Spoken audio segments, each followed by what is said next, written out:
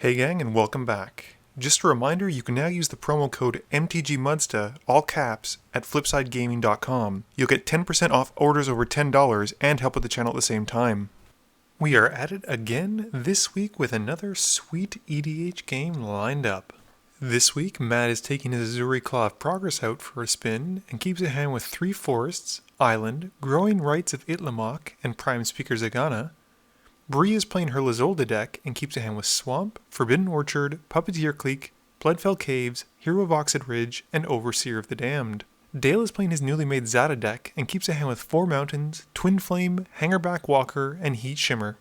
Lastly, Sean is playing his Thrasios and Vile Smasher No White Enchantress deck and keeps a hand with Exploration, Frontier Bivouac, Opulent Palace, Sulphur Falls, Burgeoning, Sylvan Library, and Swamp. Matt wins the die roll and starts us off. Matt draws her turn and plays a forest and casts Exploration before playing an island. Sean plays a tapped Frontier Bivouac and passes. Bree plays her Bloodfell Caves tapped, gaining 1 life, and passes. Dale plays a mountain and also passes. Matt plays 2 forests for his turn and casts Uzuri Claw of Progress before passing. Sean plays an Opulent Palace and casts Curse of Opulence on Dale. Bree plays Forbidden Orchard and passes her turn. Dale plays a mountain and casts Hangerback Walker where X is 1. Matt plays a forest and casts Growing Rights of Itlimoc, revealing Collar of the Claw. Matt then swings Uzuri at Dale, and Matt and Sean get a gold token. Sean taps both his lands during his main phase to cast Exploration and Burgeoning. He then plays a Swamp and Sulphur Falls for his lands for turn, and passes. At the end of turn, Bree taps her Orchard to give Dale a 1/1 Spirit token. Bree then plays a Swamp and casts her commander Lizolda. She gives Dale another Spirit and passes. Dale plays a Mountain and swings both of his Spirits at Matt before passing. Matt draws for his turn and sacrifices a gold token to cast Prime Speaker Zagana. She comes into play and gains 3+1/+1 counters, drawing Matt 4 cards. This also gives Matt an experience counter. Sean then convinces Matt to attack Dale once more, and both of them gain another gold token while Dale takes 3. Sean casts Koshkin Falls during his first main phase and cracks both of his golds to cast Thrasios before passing to Bree. Bree plays a Dragonskull Summit for turn and casts Hero of Oxid Ridge, giving Dale another Spirit. She initially wants to attack Sean, forgetting about the Koshkin Falls, and with that plan scrapped, hits Dale for 4 and gains a gold token. At the end of turn, Dale taps the Walker to put another +1/+1 counter on it. For Dale's turn, he plays a Mountain and brings out Zada before passing to Matt. Matt casts Champion of Lamholt, gaining an experience counter, before casting Imperious Perfect, gaining another experience counter. Moving to combat, Matt puts the counters on his champion and swings Zagana at Dale for 4 damage, gaining more gold tokens for he and Sean. Moving to his end step, Matt gets to flip to Growing Rights and reveals Itlimoc, Cradle of the Sun. On Sean's upkeep, he taps Thrasios to keep the Koshkin Falls before he plays a Savage Land in his main phase. Sean then casts Marquessa's Decree, becoming the Monarch. Sean then sacrifices both of his gold tokens to cast Sylvan Library, and at his end step, draws from the Monarch trigger. Bree plays a Swamp and moves to combat, swinging the Hero of Oxid Ridge at Dale. This time, Dale is able to block with his Hangerback Walker, and both creatures die. Dale then gains 2 Thopter tokens, and Sean and Bree get a gold token. Tokens for everyone! During her second main phase, Bree sacrifices all the gold tokens and taps out to cast Overseer of the Damned, who, upon entering, targets Matt's Champion of Lamholt with his Destroy trigger. Matt taps his Itlimoc, gaining 4 green mana, and casts Inspiring Call to make the champion indestructible and draws 2 cards. Dale also gets his 4th Spirit as a result of Bree tapping her Orchard. For Dale's turn, he plays Krenko's Command during his first main phase, and passes with a good number of blockers. Matt casts Eternal Witness in his main phase, returning the Inspiring Call and gaining an experience counter. Matt then taps his Itlimoc for 5 green mana, and drops a bomb on the table with Beastmaster Ascension. Matt uses one of the remaining floating green to activate the Perfect's ability, making an elf token and gaining another experience counter. Moving to combat, Matt puts the counters on his champion and swings Zagana and the champion at Bree, putting 2 counters on his Ascension and dealing 13 damage. On Sean's upkeep, he taps Thrasios once more and pays 4 life during his draw step to keep an extra card thanks to the library. Sean then plays a Mountain and casts Agent of Erebos, nuking Bree's graveyard as the agent enters the battlefield. Moving to Sean's end step, he draws once more from Monarch. Bree plays a Swamp and casts Soul Ring. She then casts Ob Nixilis Reignited, and downticks the Walker to try and destroy Matt's champion once more. Matt pulls out some Deja Vu, casting the Inspiring Call he had returned to protect his champion, and draw 2 more cards. Bree then moves to combat and swings the Overseer at Matt for 5 in the air. At the end of her turn, Bree then taps the Forbidden Orchard to give Dale another spirit, and passes. Dale casts Twin Flame during his first main phase, targeting Zada. This doubles all of Dale's tokens for a turn, and Dale lets the token copy of Zada die immediately.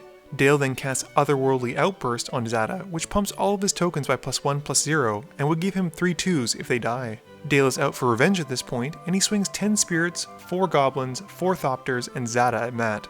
Matt chumps Zada with his Eternal Witness, one of the tokens with his token, and a second token with Azuri. This still leaves 32 damage unblocked, which Matt takes in stride. With the tokens dying, Dale gets 2 3/2 Eldrazi tokens, and Bree gets a zombie because of the Eternal Witness dying. Matt pays 5 during his first main phase to cast Deranged Hermit, getting 4 Squirrel tokens and 5 experience counters. Matt then taps the Cradle of the Sun to generate 9 green mana, and using some of it plus 1 blue, he casts Herald of Secret Streams to make his creatures double unblockable and gains another experience counter. Matt then casts Overwhelming Stampede, telling Dale he's about to get it, and Dale preemptively packs his cards up knowing he's gonna die. Moving to combat, Matt puts the counters on Zagana and swings the champion and Zagana at Dale and the rest at Bree. Matt would have preferred to swing at Sean, but he can't afford to pay the mana, nor can he afford to take the life loss with Marchesa's Decree dealing 1 to him per creature he swings at Sean with. Matt's Beastmaster Ascension also gains 4 more counters, and Bree decides to take the hit and drops to 5. During Sean's upkeep, Thrasios, who may as well stay tapped, is tapped once more to keep the falls active, and Sean takes the full 8 damage to keep 3 cards from library. Sean then plays a mountain and a forest, and cycles Forgotten Cave to draw a card. Sean then casts Painful Quandary, exiling Matt's graveyard with the agent trigger, before casting Vile Smasher. Bree draws for turn and upticks her Ob Nixilis to draw a card and lose 1 life. Bree then casts Falconwrath Aristocrat, giving Matt a spirit and an experience counter as a result of that spirit, and discards Deathbringer Thopter to prevent the damage from the Quandary. Bree then sacrifices the Overseer of the Damned to Lizolda to draw a card, and plays a command tower. She then sacrifices Lizolda to the Aristocrat, and pays 1 red to cast Blasphemous Act, and discards Bojuka Bog to prevent any damage from the Quandary. She then swings the Aristocrat at Matt to take him and his enormous champion out of the game. On Sean's upkeep, he loses the Koshkin Falls due to the lack of tappable creatures, and Sean takes the full 8 once more. Sean then plays an island and casts Keranos before casting the second half of his commander team, Vile Smasher, once more. Sean then plays Izzet Boilerworks, bouncing a land to his hand, and passes, drawing at the end of his turn thanks to Monarch. Bree down-ticks Ob Nixilis in her main phase, destroying Vile Smasher. She then pays 6 mana to cast Endbringer, discarding a mountain. Bree then passes her turn. Sean reveals Simic Growth Chamber thanks to his Keranos trigger, and draws an extra card. He then uses the library trigger, but decides to keep no extra cards. Sean then plays a forest and a mountain, and recasts Vile Smasher. Sean then moves through his phases to the end of his turn, and draws from the Monarch trigger. At the end of Bree's upkeep, Sean flashes in Dictate of Erebos, and with no other opponents to randomly select, Vile Smasher finishes off Bree, dealing 5 damage. Game review time. Poor Dale, he was the target from almost the get-go, and probably rightly so.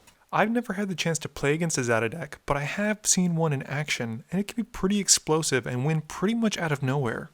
It's very impressive to see how much mileage a single spell like Twin Flame can get in a Zada deck, since you're able to copy every creature you control. It turns even the most innocuous red pump spells into huge lethal threats, if you're able to take your opponents by surprise, or if they don't have enough blockers. So bearing this in mind, it's pretty easy to see why Dale was the first target, and considering how poorly he was drawing in this game, he was able to do a ton of damage to Matt in one swing. Had Dale been able to find some more token generators or some better pump spells, I think the game would have gone very differently. Sean casting the Curse of Opulence also certainly didn't help Dale from being targeted, as not only was he one of the most explosive decks on the table, now by attacking him, people were able to get mana and ramp. It was nice to see Bree's deck actually doing stuff this game, and she was able to get some ramp and some relevant cards this game. She played one of my all-time favorite black creatures, Overseer of the Damned, even though I miss a lot of the triggers getting zombies, and I'm always a fan of having card draw sitting in the command zone. She was playing a fairly dangerous game by giving Dale all those spirits, but I think it's pretty clear that she was hoping to buy some good karma with him so that he wouldn't kill her first. Matt's Azuri deck has come a long way since its initial inception. It's become a real tuned elf ball churning machine, and I find myself enjoying watching it more and more. He did say afterwards that he got a bit greedy with the Inspiring Call the second time, having had Arachnogenesis in his hand, which would have saved him from Dale's attack. He was concerned about losing his Champion of Lamholt and having all of his giant creatures be chump blocked, but with Herald of Secret Streams in his hand, it really didn't matter whether the champion lived or died. Sean's no-white Enchantress deck pretty much flew under the radar for most of the game, and when he was becoming a threat, he made it very difficult for people to want to attack him. The combination of Marchesa's Decree and Koshkin Falls made it very difficult for anyone to assign more than one creature to swing at him, and Sean was drawing upwards of 2 cards a turn thanks to the Monarch trigger and Sylvan Library filling his hand. All in all, I think he did a great job of just sitting back and letting his opponents bash into each other and then sweep up the rest of them and win the game. Please be sure to tune in every Monday and Thursday at 11 a.m. Eastern Standard Time for a guaranteed new video. You can also find me on Twitter at MTGMudsta, at Facebook at facebook.com/MTGMudsta, or on Twitch at twitch.tv/MTGMudsta. This video is brought to you in part by support from my Patreons. If you're looking for a way to help out the channel, please be sure to visit the link below or in the About section. As always, thank you guys for watching, and please be sure to like, comment, share, and subscribe for more.